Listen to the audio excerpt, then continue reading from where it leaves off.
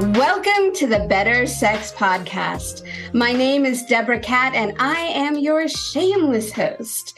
This is the Better Sex Podcast, where we have unfiltered conversations about sex and relationships. This show is about the many possibilities of sex and relationships and helping you figure out what works for you so you can have better sex on your terms. I truly believe that a sexy world creates a happier and a safer world. If you want to do your part to create a safe and sexy world, please hit like, subscribe, and leave a comment wherever you get your podcasts. Woohoo! So today, I'm super excited. I've been wanting to have this conversation for quite some time. We are going to dive into the world of my guest, Tanja Diamond. She is an autistic polymath, business and life strategist, Tantra lineage holder. Her 45 years of unique worldwide education, extensive knowledge in thousands of subjects, and certifications in hundreds of modalities make her a go-to person. Her visionary work in healing and optimizing the nervous system boasts a 99% success rate in transforming trauma and unwanted behaviors. She is a TED Talk speaker and organizer, a best-selling author, international speaker, and coach to new TEDx speakers. Today, we are going to talk about dating and autism. But before we dive into that subject, I would love to know more about you and your journey, and how did you get here? Well, first of all, thank you so much for that. For getting through that bio. It's like, are you serious now? Yes, and I love the sex part in there, that I knew you had to throw sex in there somewhere. I don't know that I wrote that, but I'm glad you put it in there because that's what we're all about here. Exactly. So how did I get here? Oh my God. We don't even have time for that, but I will give you the Reader's Digest version. I've been somebody who quite clearly was intrigued and interested in a lot of things in life. And I have graduated from high school at 16, got a crazy high IQ, everybody thought I was developmentally delayed because I couldn't read regular words. I could only read big words, but they didn't know that. It's a long story. Anybody who has autism has probably been through a lot of things.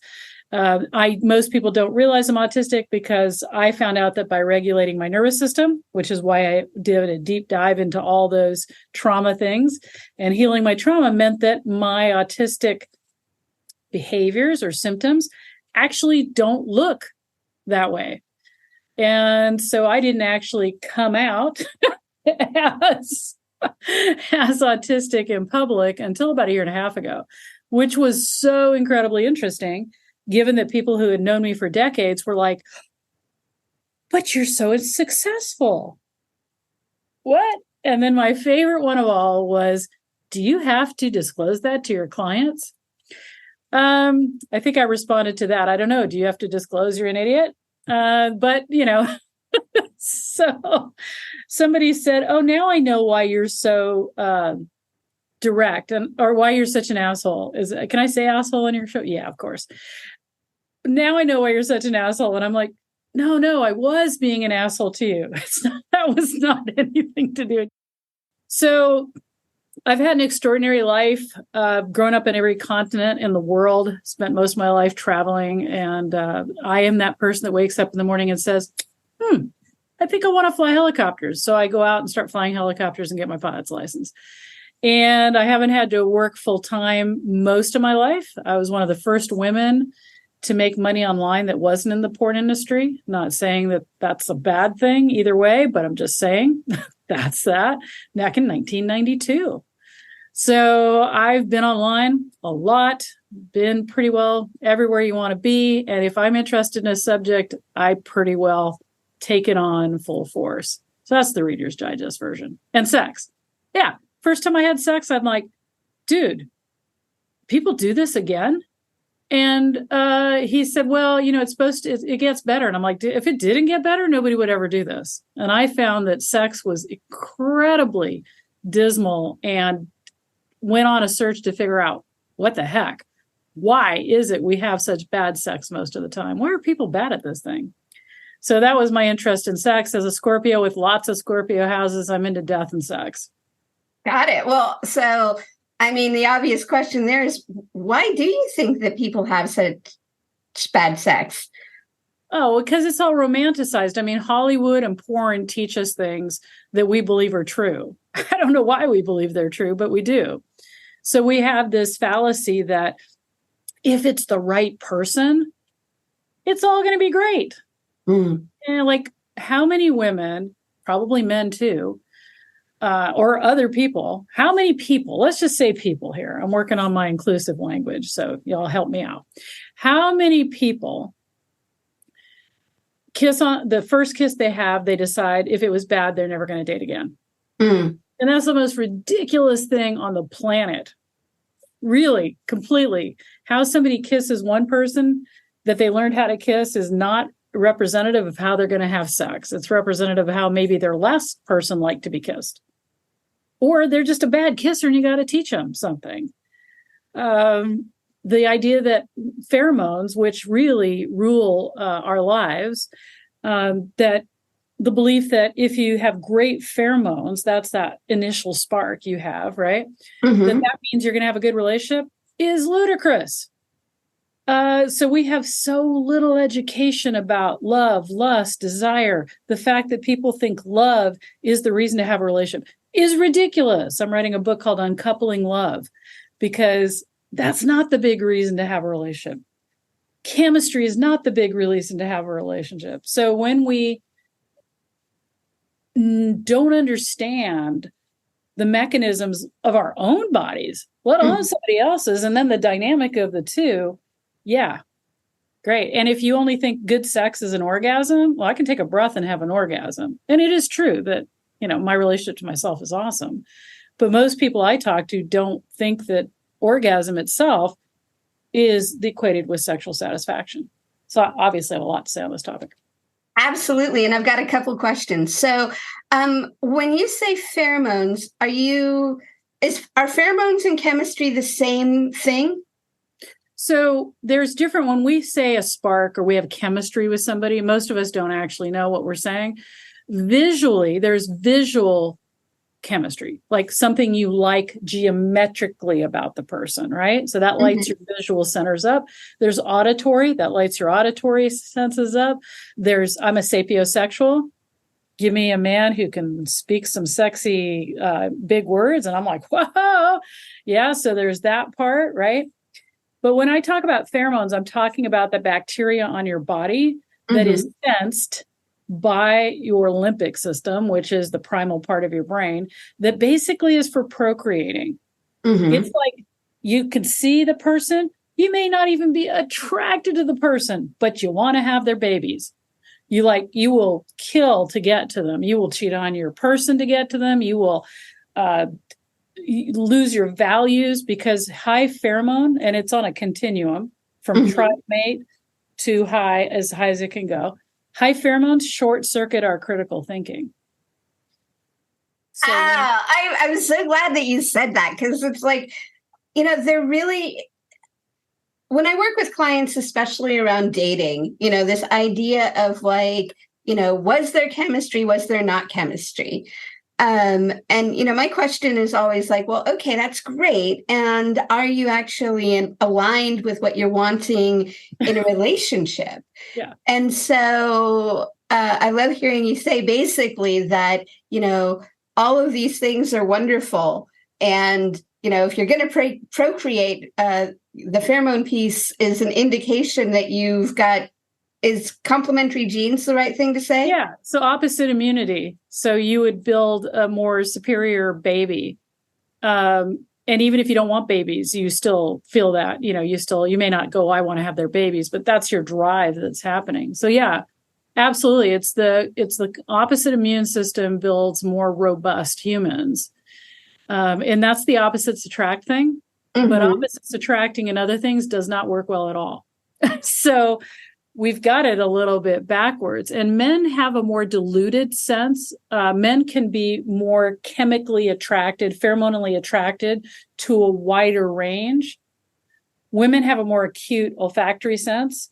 And so we're even more pointed. But if we're on that high level, our brain literally, you could be at a date. You see the person across the room and you're like, but you get within smell range, and all of a sudden you're like, this is the most fantastic person on the planet. And all of the red flags, all the critical thinking, everything is gone, literally gone if it's way high up in the top range. Now, if you don't have it at all, and you've probably seen this in your clients, people say, hey, yeah, they're my best friend. We're just so compatible. We just get along. It's great. But there's no passion. Neither one is trying to chase each other. They maybe want sex, but they're not trying to chase each other down the hallway.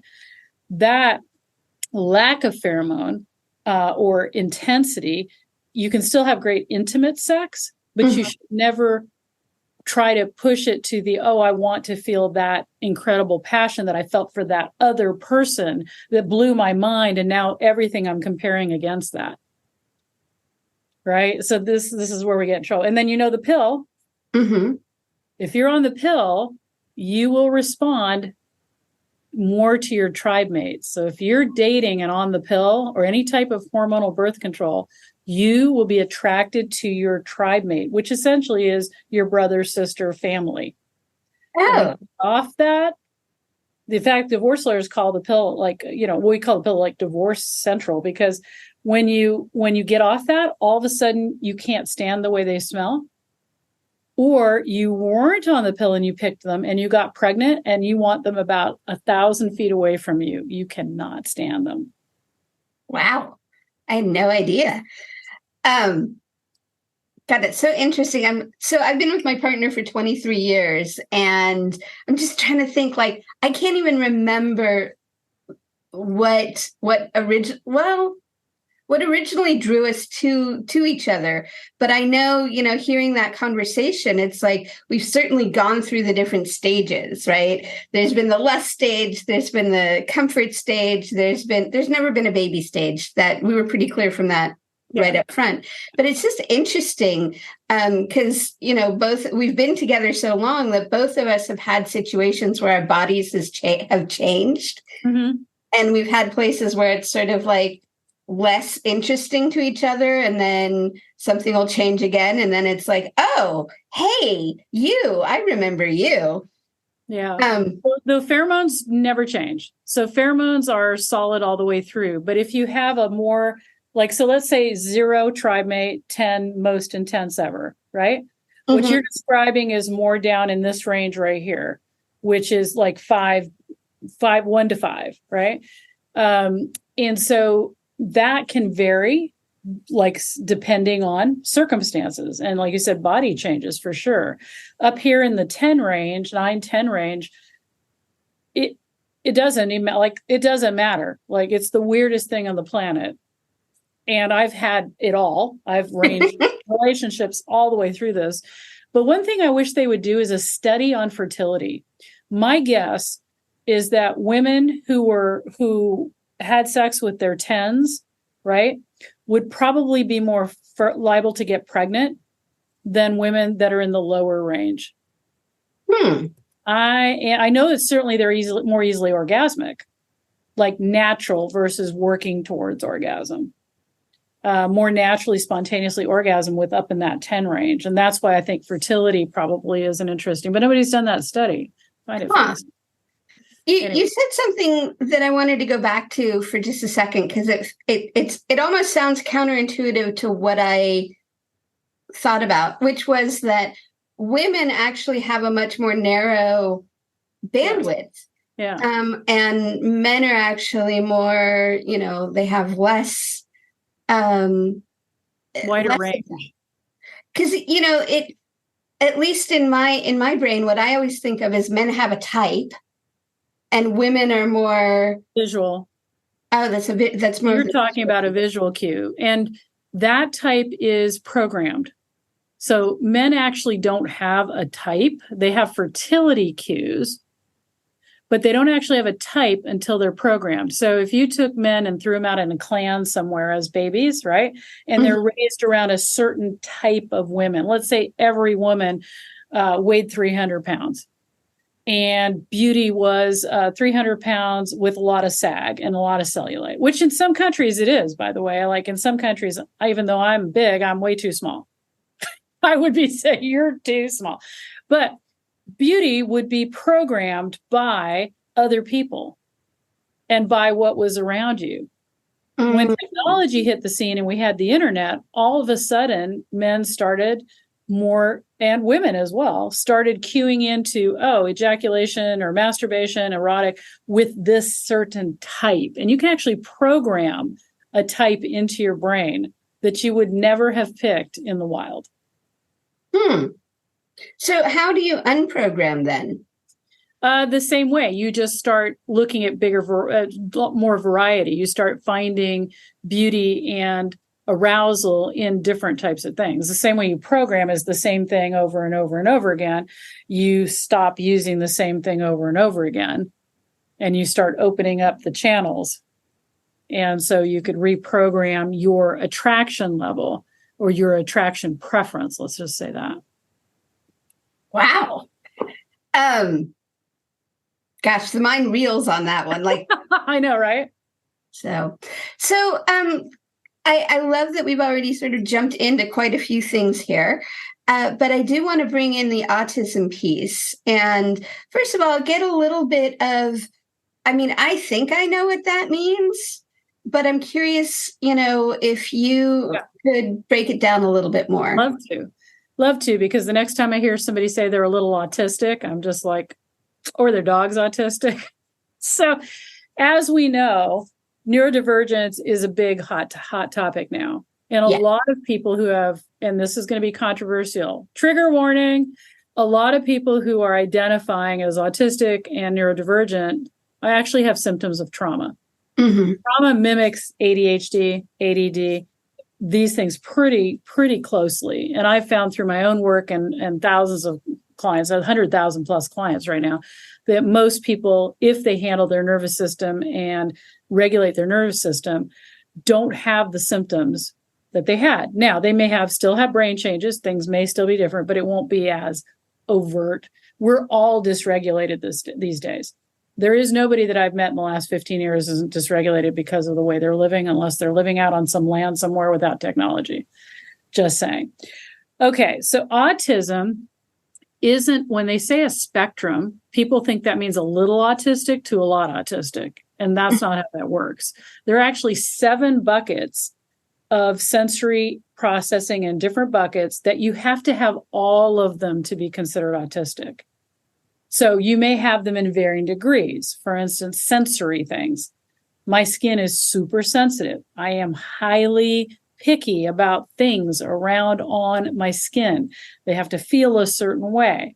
And so that's something that would make me crazy when I was younger. Get in a bed, smell or sensory thing, literally lose my mind if somebody tried to put clothes on me that didn't feel right. Verbal, clearly I'm verbal. So I don't have any problems with that, though I used to have complete problems with the ability to filter. Like if I thought it was coming out of my mouth. People now think I'm not very tactful. People will say, Tanya's really blunt, not tactful. You don't even know. If you knew what was going on in my brain, you would think I was the diplomat of the year. I'm just saying. My ability to hold back what I'm really thinking is pretty intensely cool. But I see things differently in the world. Whereas if you saw a picture of an elephant and a photograph of an elephant and an elephant, most people would see those things as the same. You would identify these things are similar, right? Mm-hmm. Things that are real in live versus pictures look completely different to me. Can you say a little bit more about that? Exactly. Because I don't see solid. Mm-hmm. In an animal or a person, and how energy streams is different than how energy streams on a flat, non-dynamic, non-living thing. So they look different. So it sounds like you actually experience and see the energy as well as the visual representation. Right. Well, I'm also a tetrachromatic, which means I see a million colors versus other people seeing way less than that.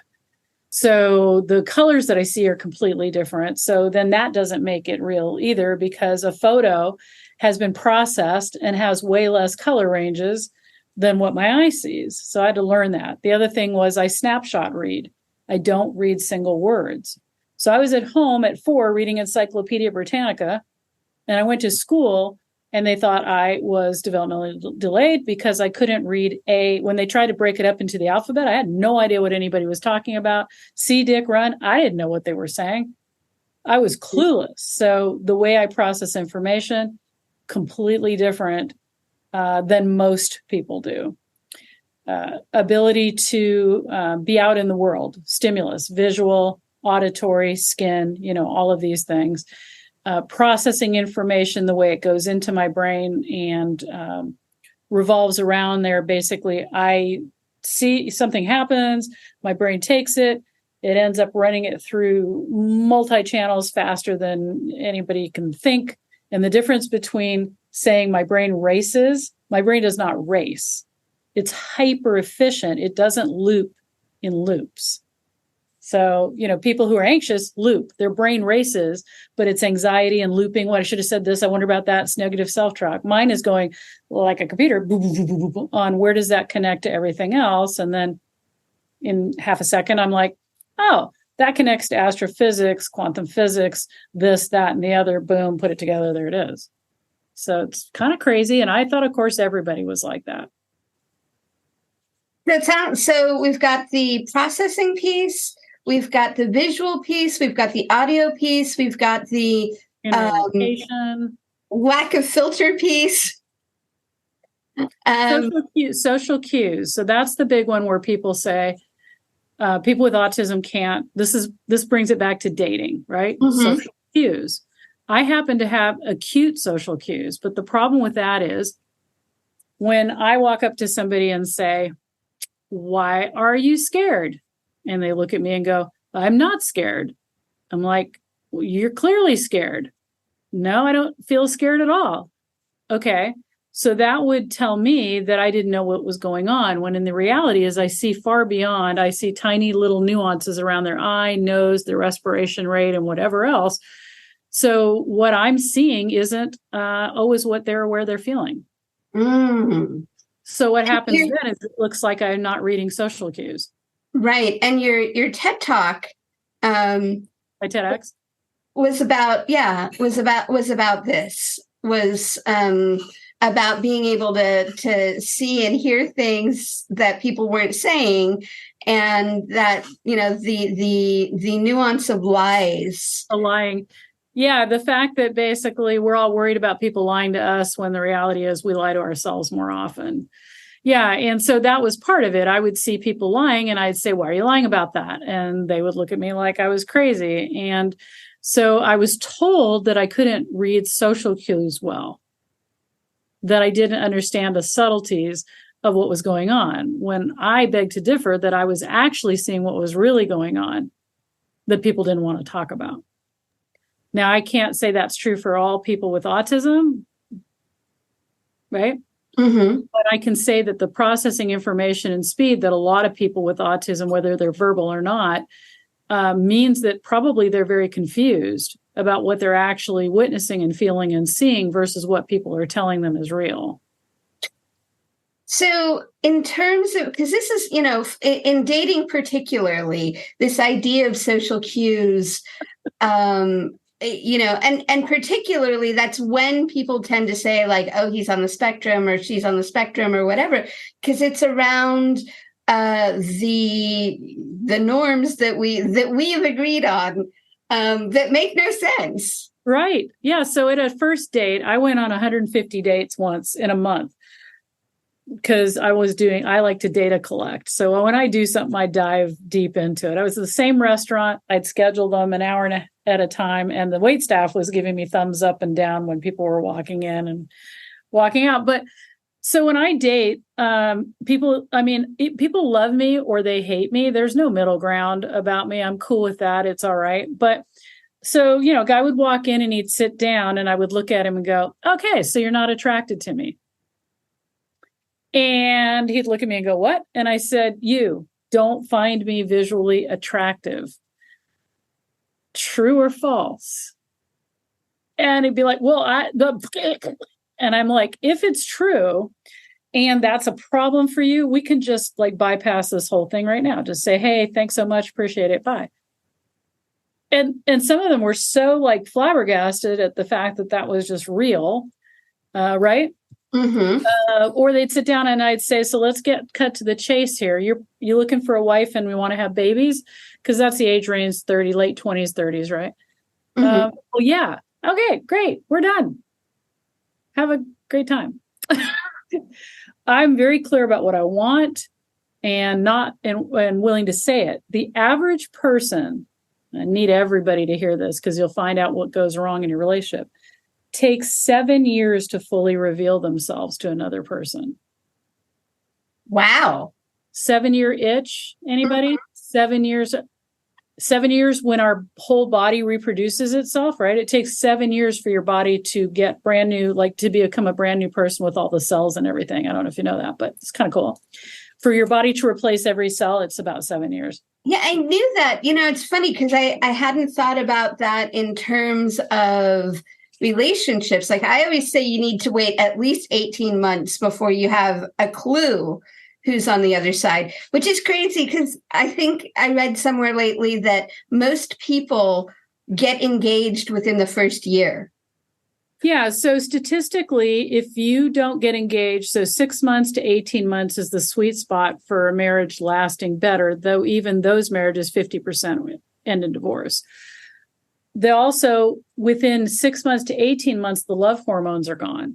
So the initial love hormones you feel are 6 months to 18 months. It's not if they go away, they go away and you're left with oxytocin and bonding. So there's a lot of, the science and biology and chemistry that we never talk about when it comes to relationship. And I remember waking up one morning and looking at my partner and going, and there it is. That feeling is gone. Wow, that's so interesting. Mm-hmm. Didn't mean the relationship was over, but a lot of people will feel that way. They've fallen out of love, but they haven't known to replace it with anything else. But yeah, 7 years to reveal yourself. So I figure revealing yourself sooner than later, at least your agenda, why it is you're dating, what it is you actually want from somebody else is pretty important. And especially if you're in an age range, let's say you want babies and you want a family and you're in your 30s, now's not time to screw around. Like you should not be dating men that aren't on the same track or dating people that aren't on the same track as you are for that particular agenda. And though it sounds like, shouldn't you get to know somebody first? No, because once you engage chemistry, I tell my clients not to sleep or make out with somebody for 2 to 3 months. Like date them without getting heavily involved in sex, because once your hormones are involved, you also don't make good decisions. And how many of them take you up on that? Not usually the first time, but then when they realize they're stuck in the same pattern, then it's usually they do. So I have many clients that and I used to do it this way. I'm like, hey, I'm really attracted to you. I feel you feeling the vibe. I don't make out with people right away. I don't plan on having sex with you for the next couple of months. And if that's a problem, you should know that now. Exit stage left, no harm, no foul. Mm-hmm. But I'm really interested in you. And because of that, I want to see what happens. Because if you don't make out, you actually find out pretty fast if you actually like the person. Mm-hmm.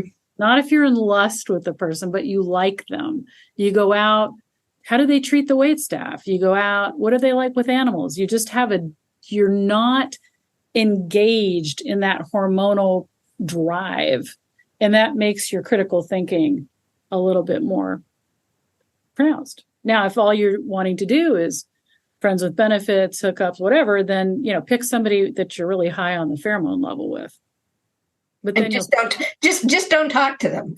Right. But then you're going to fall in love if you're more of the feminine aspect persuasion, It's difficult to have real great sex with somebody without engaging all of a sudden the other hormones that'll make you want to bond with them and believe that if you have great sex, they're going to change their mind. That's the other thing that doesn't happen. So I need you to repeat that again. Which part? The thinking great sex is going to change somebody's mind? Yes. Yeah. I mean, I see this more with my friends, my girlfriends, than with my clients. Yeah. The reality is most of us, like I said, of the feminine persuasion, tend to believe that if we have great sex, if we're involved in great sex with somebody, they're going to see all the wonderful things that they need to see to change their mind about commitment or relationships. And I work mostly with men. I've got probably like a 75% male clientele. Mm-hmm. And they will always tell you that's not the case. Men are very timing oriented. When they're like, they could be with somebody for 5 years and not pull the trigger, not get married, the one's like, I don't understand, blah, blah, blah. And then literally break up with them and 6 months later get married. And it has nothing to do with anything other than the timing was right in other regards, financial, career, whatever, something like that. So there's just a big discord in how we do all that. And what would you say to a woman who's in relationship, wants to marry the guy, and his timing isn't right? Like, what would you say in terms of pass? Yeah. Yeah. Why waste any more time? I mean, waiting for the timing to be right probably won't happen. He has assigned you as the not person he's going to marry. And at what point, like, how long does that take, generally speaking, would you say? Wow, that's a hard call. Depends on the age range. Decades wise, men in their 20s that pull the trigger on getting married usually want to have a family, right? So they're like, oh, I want a family. It's always wanted a family, right? They're liable to get married sooner, but they're not going to be that guy that strings you along. The other guy, if he hasn't asked anybody to marry him after 26 or 27, he's got a mental subconscious even agenda about what everything looks like. Mm-hmm. And if you can get him to say that, then you'll know, right? But not just, oh, we need to get married, because nobody likes to be pressured. It's more like, hey, when you were growing up and thinking about marriage and kids, what is it that you had? Like, did you have a house? Did you have that? So curious inquiry will tell you. And if he's not close to that, he'll tell you all that. And he's not close to that, I wouldn't wait around for it. Another thing that men do that's subconscious is if you put your person through grad school, like you meet in your 20s, you help him go to school, he becomes a doctor. Now he's super successful. Chances are you'll end up not together, and he'll be with somebody who sees him as he is now, not the person who knew him as he was then. That's and this is not about being jerks. I adore men. This is a subconscious things that most of them aren't even aware of. But when you look at the guy that you put through school, you know him there. You're still looking at him as that guy. Some other woman sees him, oh, he's a doctor. And it's all that. Right. Well, it's interesting because I feel like, and maybe I'm wrong on this, it feels like there's two really different, like there's the men who want to build together.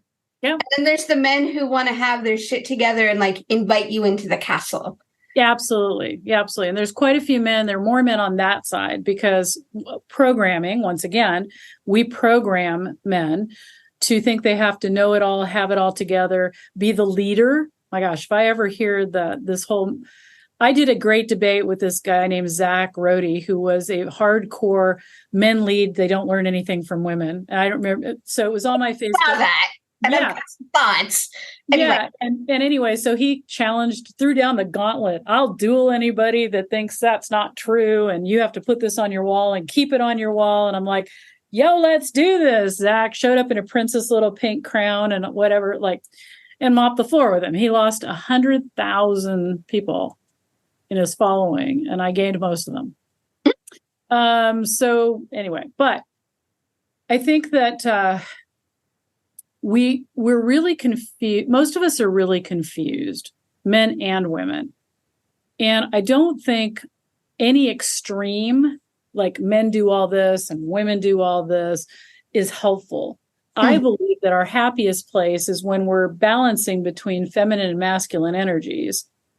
I'm a very masculine, outward person in my life. And yet, if I'm with a man I'm attracted to, I'm a blushing 16-year-old idiot. And I'm I don't want to see that. I know. And I'm so embarrassed by that. And men are like, oh my God, I'm hiding behind a menu at a restaurant because I can't even speak because I'm stammering and blushing so hard. And he hasn't even said anything. And yeah. So before you go any further, I just want to kind of make sure I understand when you say masculine and feminine energy, what are you talking about? I'm talking about nature. I'm talking about the time when things stand strong and grow. And I'm talking about the times when the wind is coming and you bow and bend and flow. I'm talking about the ability to push forward and the ability to lean back. That's the easiest way to think about it. Masculine energy is pushing forward. It's got action and direction. Feminine energy is more reflective and sitting back a little bit. It doesn't mean not doing, but it means not taking up as much forward driving space. Think of penis entering, vagina receiving, right? And it kind of just makes it easy. It's not all goddessy. Oh my gosh, if I'm, that kind of thing. It's not false positivity. It's not men who take the lead and take you on the adventure of your life. And if he's not like that, you can't surrender into your feminine aspect. These are spirituality and other things that are messing people up in a huge way. We want to be all aspects of our humanity. We want to be able to reflect. We want to be able to take action. And we want to be able to mirror and dance in that energy with anybody that's around us. Business, romance, children. It's a good skill set to have. Yeah, absolutely. And I think you brought something up tangentially, which is that each relationship, if we're actually in that place, is going to be different. Like 100%. We may have the push with one person and the sitting back with another, and we may have that in an hour with each other. And so I think one of the things that I'm really a stand for is like, what is your experience of being in this person's presence? Yeah. Right. And like, who are you in this person's presence? Right. Absolutely. Yeah. 100%. Like that's kind of being in the present moment, right? Yeah, absolutely. I had a question. I wanted to go back. You were saying something about the guy sits down and you ask and you notice whether he's attracted to you or not. Yeah. And I'm curious, so if he's not attracted to you, do you feel like you want to continue that date or that connection? Or is it like, oh. It's a question I ask. So I say, like, if I say, oh, you're not attracted to me, and I'm like, let's just be honest and real with people. And he'll be like, well, I'm not unattracted to you. But no, you're not my ideal type. Let's say a guy's super bold and he can I love those guys that can just lay it down. And I'm like, great. Okay. Do you feel like, is there a reason for this to go on? And, it's like, oh, I'm attractive enough you'd have sex with, but not so attractive that you'd want to continue dating or whatever, or just look at me and go, wow, would my winning personality win you over? Or maybe you think my personality sucks too. I don't think we all have to be each other's 10s. Mm-hmm. I think there's exploration that we should all have. And when I did this thing called Tantra speed dating, I put a curtain. Men would show up on one side and women would show up on the other, and they would sit with only their feet showing, and nobody got to see each other. And we would do these exercises through the curtain. And it was very surprising that when we finally took the curtain back and people mingled, that most people picked somebody that they would not have picked. And then 5 of the couples ended up coming to a workshop I had the next day for singles or for couples. 5 people coupled up and came to that workshop, which was fun. And 4 of them are still together. This is like a decade later. And is that something you've done multiple times or just the one time? No, I've done it. I've done it throughout. I was doing that before anybody knew about speed dating or whatever. I mean, we're talking, I think my first one was in 2007. So I think we place a lot of value on physical attraction. Mm-hmm. And of course, you don't want to be unattracted to somebody. But there's so many things that go into attraction. I remember seeing a guy that I would consider the most beautiful person I've ever seen on the planet. Like, hands down, holy moly, right? But when I got near him and I heard him speak, I was totally turned off. So what would be the most defining what the most important qualities are is incredibly important too. And people grow in attraction when they show up for you. If somebody hears you, respects you, has kindness towards you, I think that's their attractiveness grows. I think the idea of the friend zone is also the most ridiculous thing I've ever heard. Friend zoning people. Guys are like all afraid of being friend zoned. And I'm like, dude, you're going to friend zone with me until I do something else. So don't be scared of that. Lean into it. Don't like all of a sudden feel like you have to sex me up. Okay.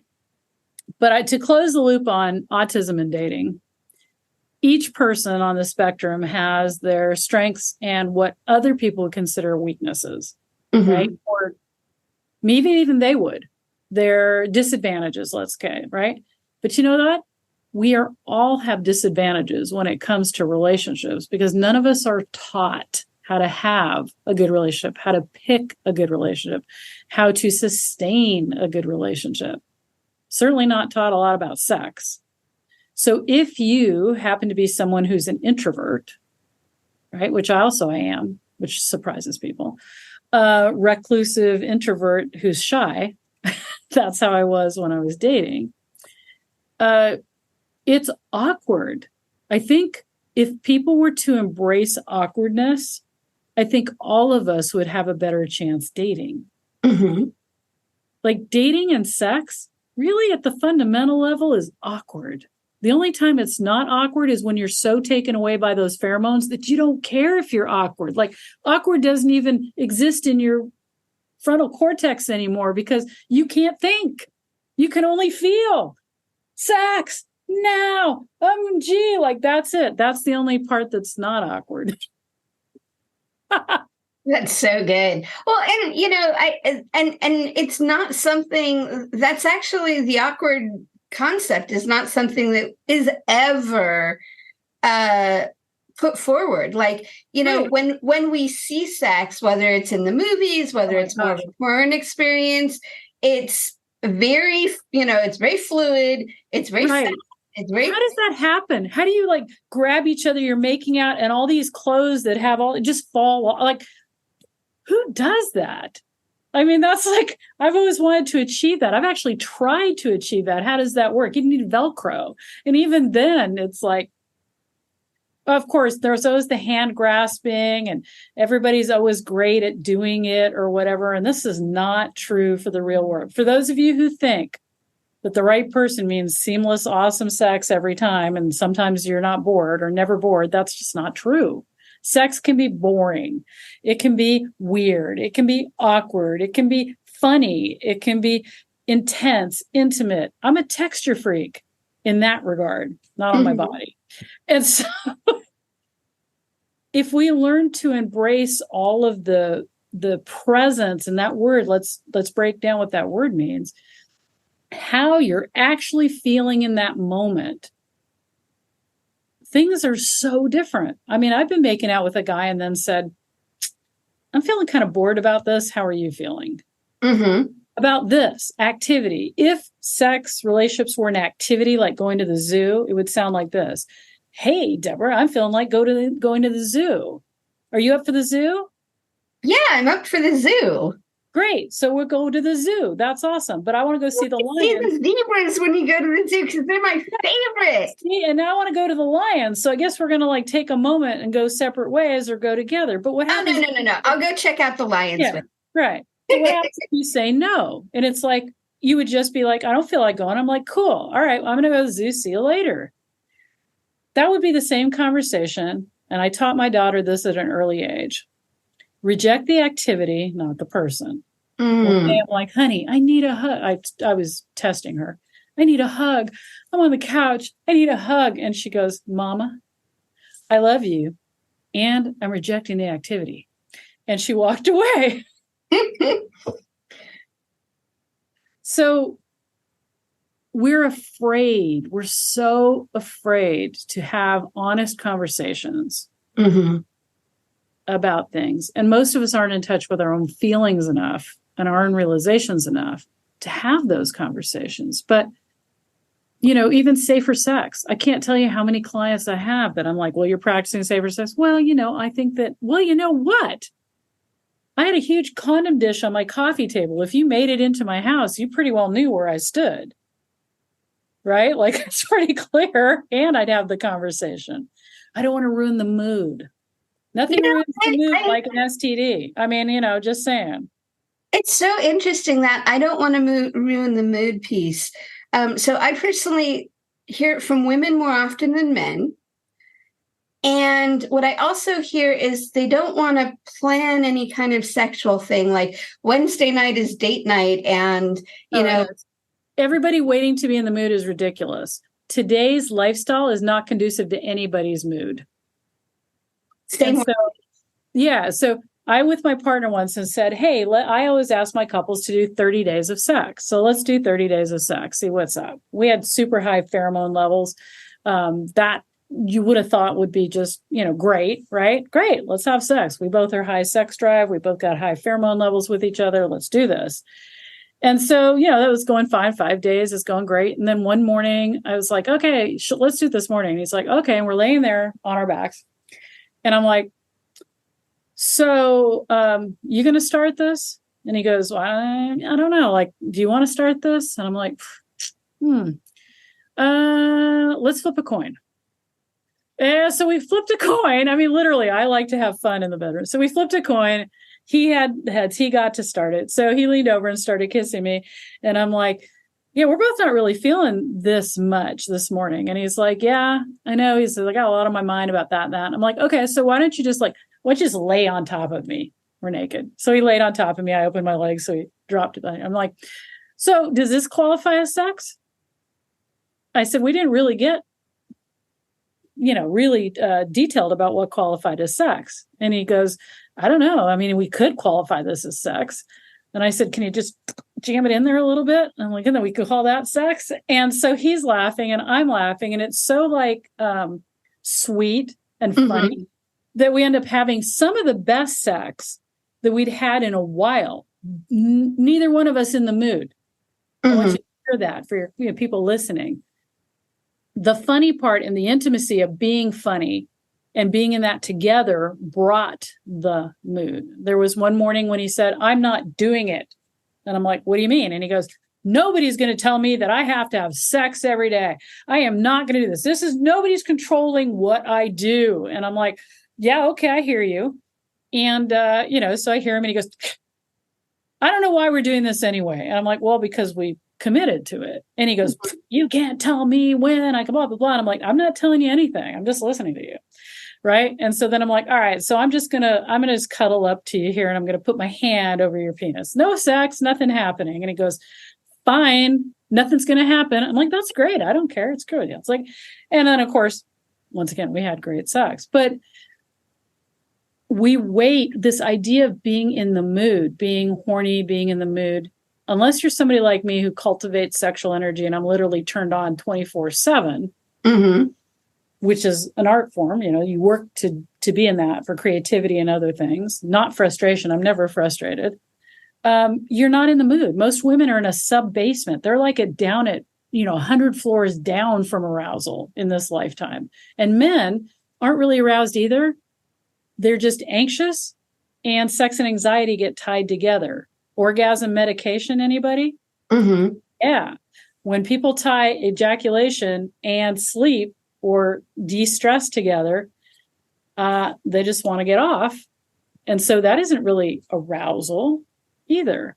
So we're all playing on some weird weird playing fields that aren't primal out in nature rutting kind of thing when nothing else is distracting us from anything. So I'm curious, I want to go back to when you have your couples do 30 days of sex. Mm-hmm. Is sex defined as penis and vagina, or is sex defined as something else?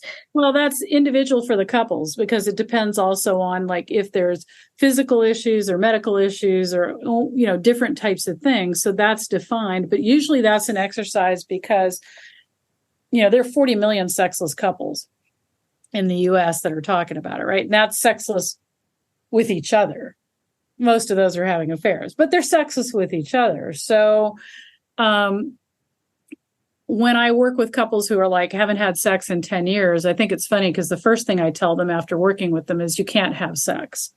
And they always look at me and say, we haven't had sex. And I'm like, yeah, and don't have sex. Anyway, but usually 2 times in, they're back to they had sex because they got, they wanted to, nobody was going to tell them what to do, right? So they banded together against me. That's great. Okay. But providing the idea of what happens when you have sex more often is that chances are you'll want sex more often. So if you're solo, I definitely say self-pleasuring, which is different than masturbation. Self-pleasuring every day, building up pleasure, increases your desire and wanting to be in that space in your body. For men, I tell them to do self-pleasuring without ejaculation, to keep them keen, more in their senses than numbed from constant ejaculation.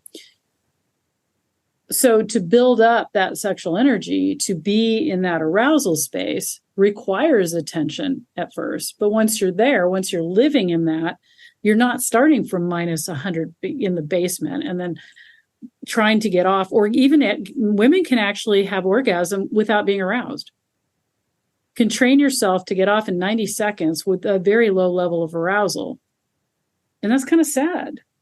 I consider that, and this here, trigger warning, I think of that as violent orgasm. And I know that, I'm sex positive, so we should be saying all orgasm is good, but I don't actually believe that because it changes the chemistry profile in your body depending on how you have an orgasm. Which isn't necessarily new subject. Well, again, I just want to make sure that I'm getting exactly what you're saying. And so when you say a violent orgasm, it's an orgasm where it's like they're pushing or they're clinging forcing, and it's forcing. And just to be clear, the difference between, I use different words for climax than I would orgasm. For me, orgasm is a lot about the ride that goes everywhere. And climax is that point at which, with men, it's, outward ejaculation. With women, it can be outward ejaculation, but it's also that peak moment. Yeah. And so what I'm hearing you say is that when people really push for that, or that it's force it, there's a different experience than when it just sort of emotionally, chemical, physiological, absolutely. So by allowing pleasure to happen is different than forcing orgasm or forcing climax, as you would say it. Right. Well, it's so interesting because there's this, for a lot of my male clients, one of the things that they run into is they're not quite sure what's going on with their partner. Mm-hmm. Yeah, most of the time. And so I'm kind of curious. I'm imagining you have words of wisdom on that. Well, for men are told that they give women orgasms. And this is not true. And nobody should be given away. No woman should be given away her power like that. And no man should be under the belief that that's his job to do. If we all were taking part in our, cultivating our sexual energy in ourselves and learning about our bodies, women fall into pleasure. And so when you're in high enough pleasure, you just automatically fall over the wave. You fall over the waterfall. It's not something you have to hold your breath, squinch down, concentrate hard on. Oh my God, he just missed it off. Damn. What? Are you kidding me? Yeah, right. Right. Now we all been there, right? No, left. Where'd he go? What? No. I mean, we've all been there. And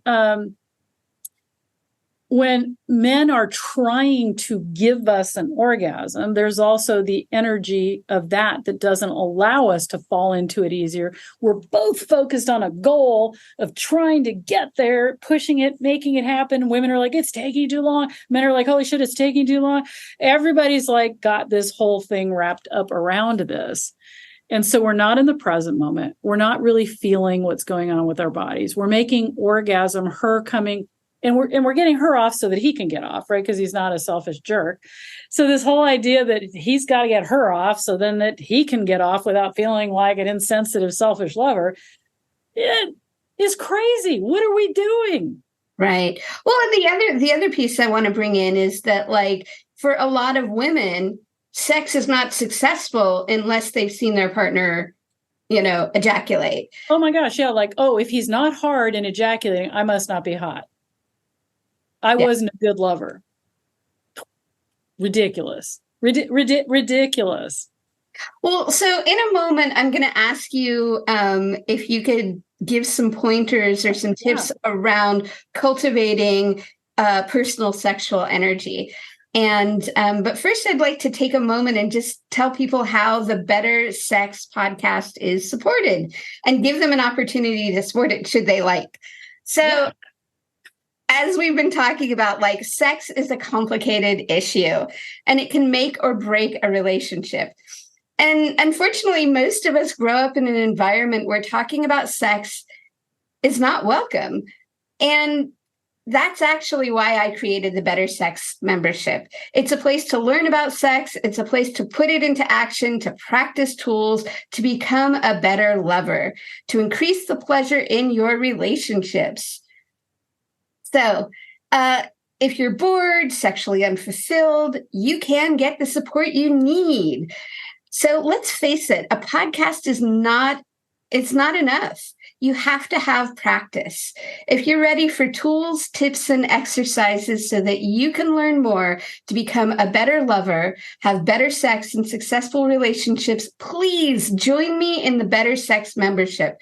The details are in the show notes, and I would be delighted to share them with you.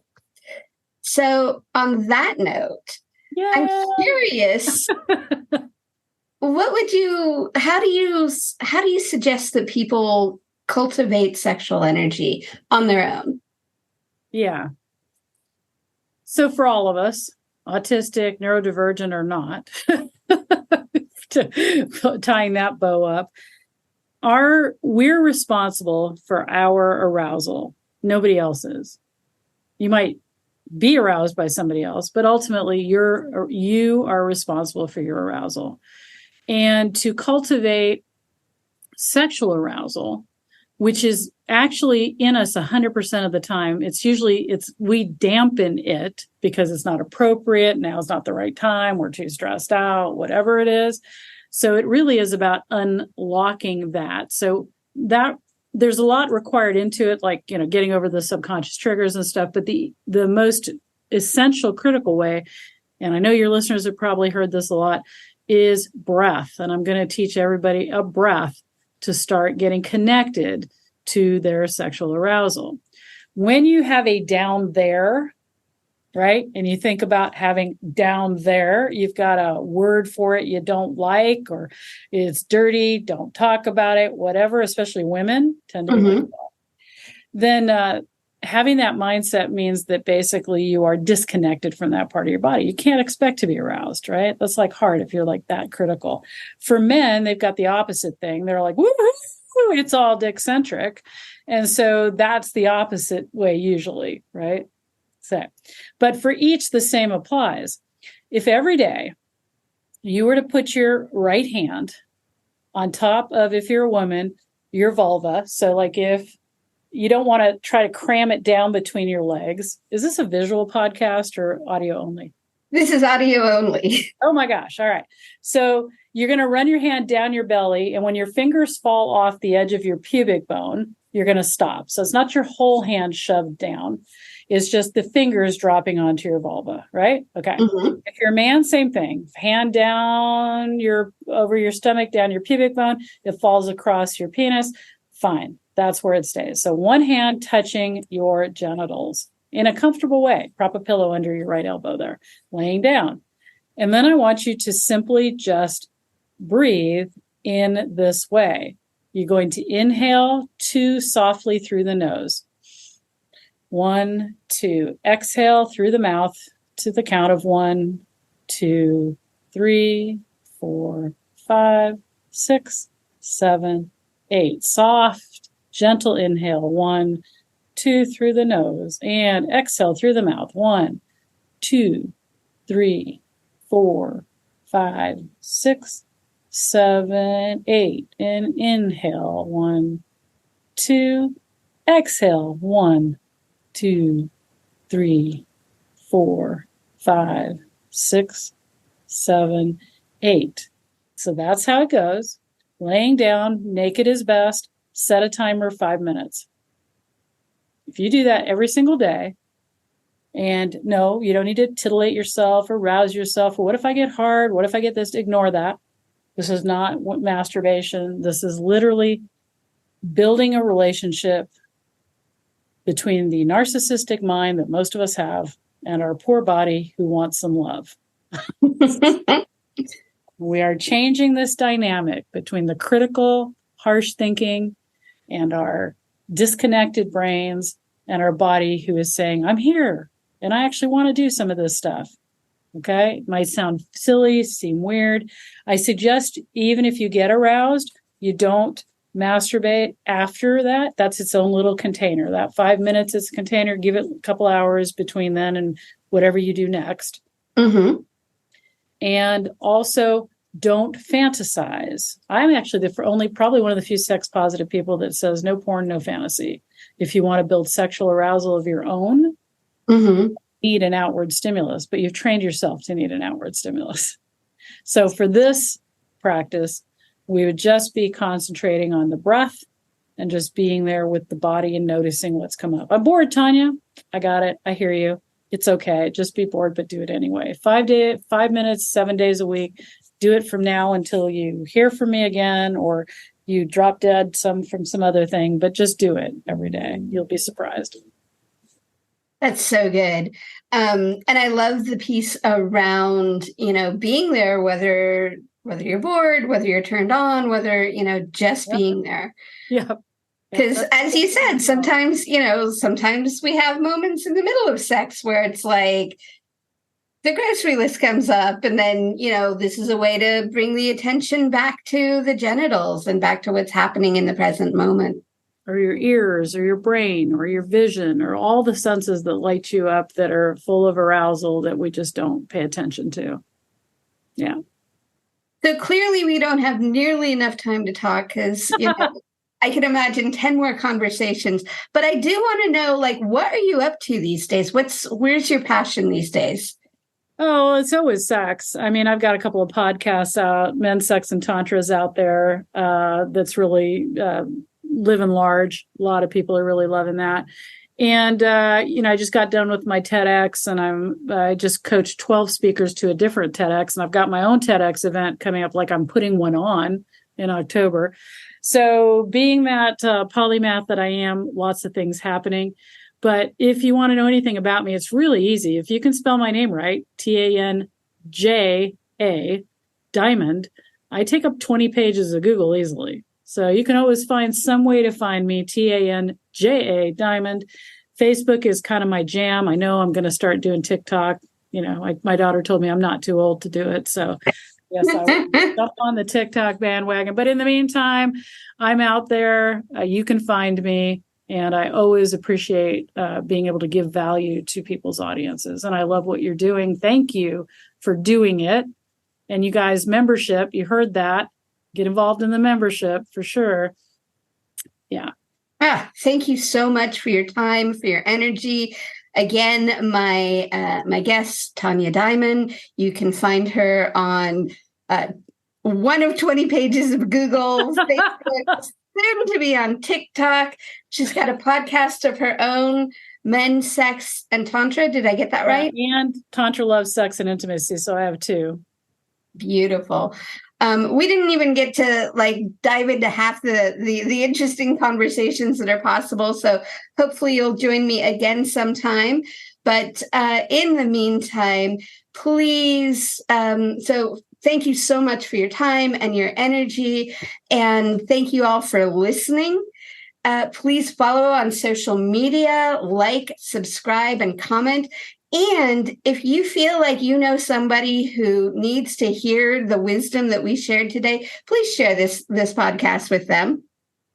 And on that note, have a sexy day and a sexy world.